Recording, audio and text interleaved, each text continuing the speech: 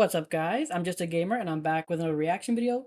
Dragon Age the Veilguard has released their first real deep dive look into their combat, and if you see my previous videos, you'll know this is a game that I'm just very touch and go on. There are some decisions they've made here that I'm just a little iffy on.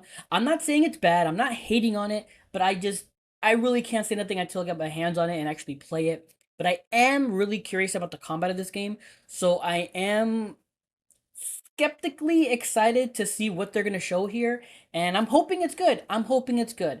So, yeah, enough of me talking. Let's get into it.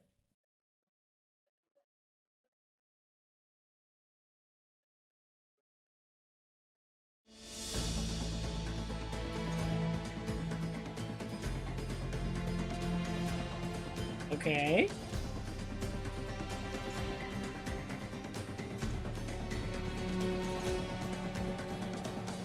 Okay, can they actually show the screen here? Find abilities and ultimate attack before jumping into battle. Okay.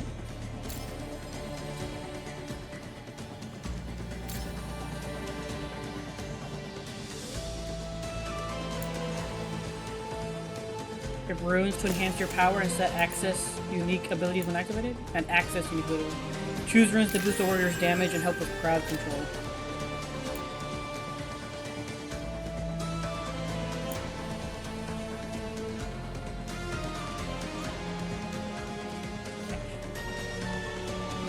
Each combat class has an array of specializations to choose from. We saw a little bit of this already.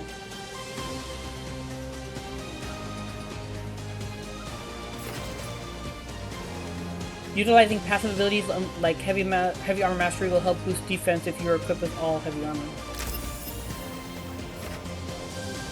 You're going to battle Darkspawn, who are vulnerable to fire. Fire Resolve will grant us flaming weapons for a duration when we parry an enemy attack. Okay. We'll be doing a deep dive on progression systems in the future. For this build, you'll want a set of heavy armor to activate your heavy armor mastery passive. Rook is primarily using a sword and shield since it allows you to be more defensive. If you prefer a more aggressive playstyle, two-handed weapons deal more damage but have fewer defensive options. The Spellbound Longsword deals high stagger and can trigger powerful takedowns. We'll cover stagger part 2 of the series. We'll cover stagger in part 2 of the series. Rook has a fire-based Darkspawn killer build. This ring grants a bonus to the max number of burning stacks, which results in more damage over time. This one just is a type. This is just one type of build. Other examples include customized to emphasize your shield toss or takedowns. Personalize yours to fit your preferred playstyle. Selected companions can aid Rook by equipping complementary gear and passives. This is a Grey Warden mission, so you should bring Darwin into battle with you. In addition to Darwin, you decide to take Lucianus to battle on his crowd control abilities. So you can equip them. It looks like customize your partners, maybe? I'm not sure. Now that Rook and Davern and Lucius have the right gear and skills, the team sets off to find their allies. Soon they are met with resistance, blah blah blah blah blah. Okay. Okay. Assessing the battlefield. First, learn the enemy types to strategically exploit their weaknesses. Darkspawn are vulnerable to fire. We will also... Enemies have a multitude of damage vulnerability. Okay. Abilities which exploit weakness have been green outlined. Rook encounters a swarm of Darkspawn ghouls who favor overwhelming melee. The ghouls are joined by Hurtlock Spikers, ranged combatants who are vulnerable to fire.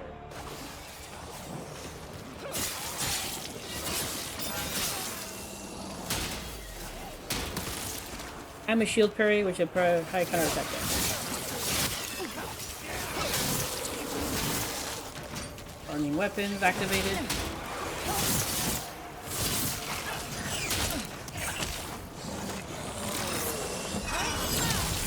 Use kick ability to deal massive damage and knock enemies off ledges. Shield throw, destroy obstacles and stuff. It's weird. I'm trying to read this, but also watch what's happening. Health pots are available. The ability to pause the action, cast abilities, and direct your companions. Some tougher enemies have additional protections that need to be removed. A yellow bar indicates armor barrier. Armor resistance to most attacks. Heavy attacks are the most effective against it.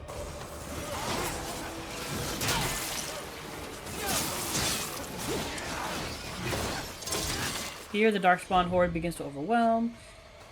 You can cast Spectral Bulwark, which damages enemies who land melee attacks.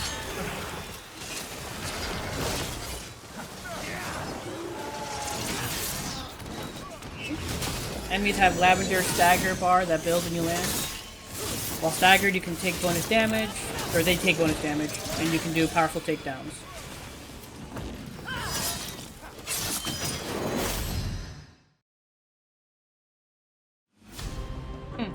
Okay, it's weird to read all that and then watch at the same time. I have thoughts already on this.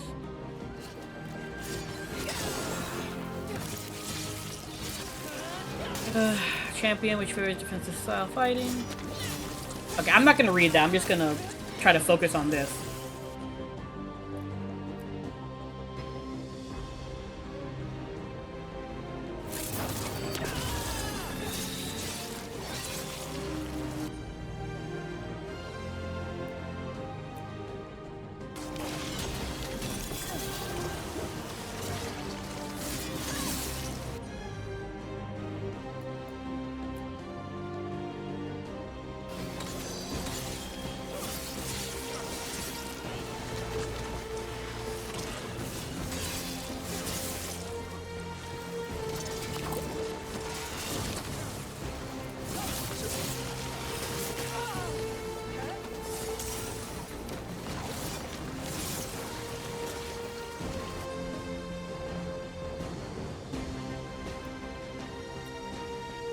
Okay.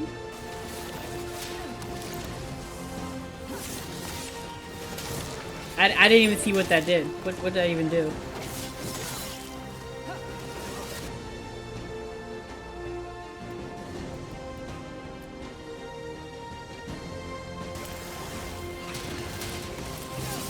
Okay, he called in the Griffin there.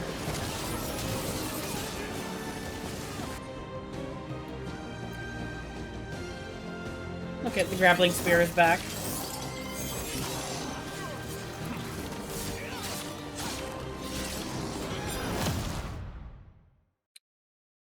Okay. Okay. Also, I just want to make clear, primers and detonators, like, people are, at first they made it sound like this is a brand new thing. This is not brand new. This has been in the game before.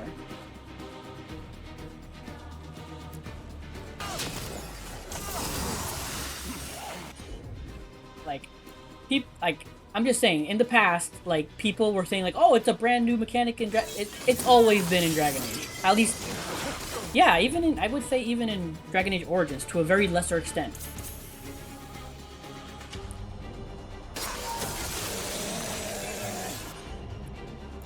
And then obviously the Mass Effect series, starting from 2, started going really deep into it.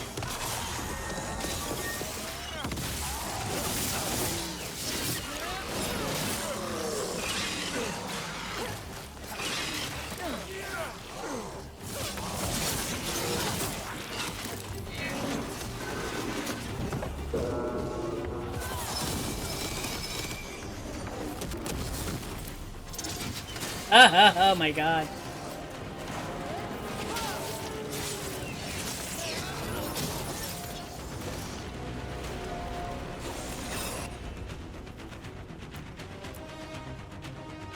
Okay.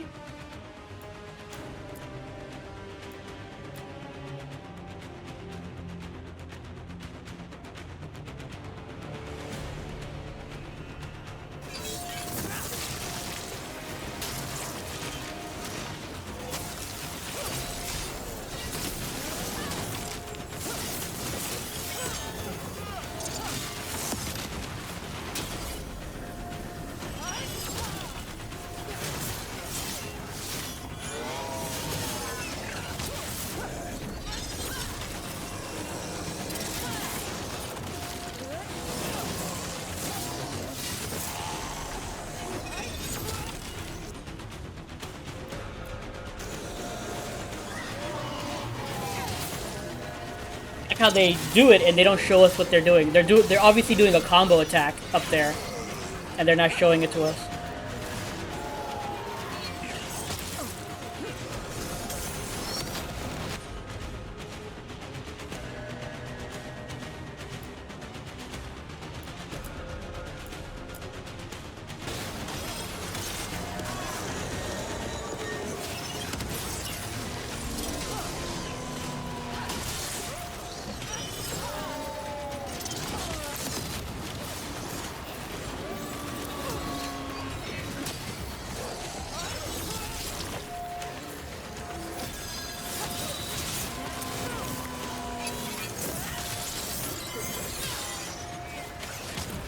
That was a nice combination.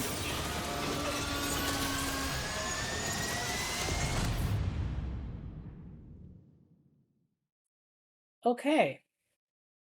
Huh. Alright, guys, that was a deep dive into Dragon Age the Veilguard's combat, and man, there are definitely. I mean, okay, gameplay wise, uh, your hits, your attacks, they look like, they have impact, they're solid. Your defense, parry, that looks pretty good. In motion, everything looks pretty nice. And uh the abilities look solid. They look like, again, they have a nice, impact to them. And that's really about all I can say because, okay, tactical, like, okay, the first things first, I'm not a fan of the your abilities being at the middle bottom of the screen, just because it's so big and it's in the middle, my eyes tend to like gravitate towards that. Whereas in Dragon Age and Inquisition, it was in the corner, and I prefer that. Even action games like Sun Wukong, like most of the time, their ability bars and stuff are in the corners because they want that middle space, free, so your eyes don't just, they don't wander to that, they don't focus to that. So that's just a personal thing for me. And then uh the tactical mode, the little green thing that, they say it highlights the enemy's weaknesses and stuff, that's all fine and good, but it's also confusing as hell because when you're targeting the enemy, orange or red, whatever that is vulnerability, and green is resistant. So in my mind, when I see green, it's like, okay, that's what it's resistant to. But in reality, it's the green is abilities they're weak to. So that's just like a weird little thing for me that I'm just like, that it threw me off. And then also them highlighting what they're weak to. It's not a bad thing. It's just I'm very curious if they just tell you that off the bat, because I just feel like, I might enjoy it more if it's something you have to learn. Like, hey, through battles you learn their weaknesses, and then the game highlights it for you. Whereas if they just give it to you off the bat for every enemy, every encounter, I don't know. It just feels a little too hand feeding you what you need to do. And then the most thing I noticed while watching is that your companions, outside of them doing abilities and doing combos with you with Rook, they don't do shit. Like, they distract the enemy and that's about it. Because there are multiple times within this video where they attack an enemy and the amount of health they take off the enemy is so minuscule that it's like, why did you even bother? Like, okay, and I'm not trying to say that as in like I want my characters, my companions to just steamroll these enemies. Not that's what I mean. But like, make the, at least give them the option to like kill some guys, because it seemed like they could hardly even kill like the mini ghoul, like the little weak ass ghouls or whatever. It looked like they had a hard time with even those characters. So I was just a little like, oh man. And there were a few times there were like they were waiting so long to attack. They were just like standing there, and then after a few seconds, then they'll do one slash, and again that slash does like hardly anything. So it's just like, oh man, like, again, maybe that's just for like this presentation, this demo, so it doesn't like, they didn't kill the enemies fast enough that, they're able to show like what the characters can do together. Maybe that's what they're doing here. But if that's how it actually is in game, then wow, like, again, outside of combo detonations and using their abilities individually, these guys don't do jack all. At least that's what it looked like to me. Please tell me, explain to me if I'm wrong at bottom.